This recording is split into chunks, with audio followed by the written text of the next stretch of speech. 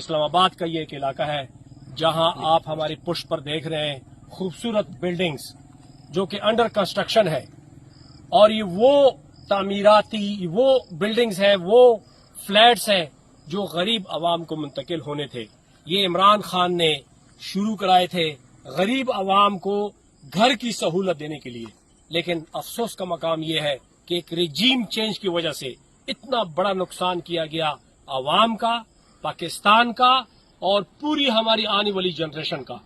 کہ جس کے اوپر کام روک دیا گیا۔ آپ دیکھ سکتے ہیں کتنے خوبصورت فلیٹ بن رہے تھے، اور یہ فلیٹ جو ہیں یہ غریب عوام کو منتقل ہونے تھے جن کے گھر نہیں ہیں،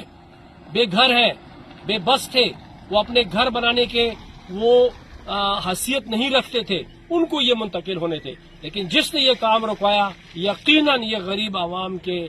دشمن تصور کیے جائیں گے،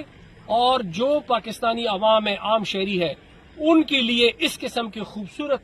گھر میسر نہ کرنے میں ایک مذموم کردار جنہوں نے ادا کیا، وہ آپ سب کو معلوم ہے کس نے رجیم چینج کے اندر اپنا ایک مذموم کردار ادا کیا ہے، وہی لوگ ہیں۔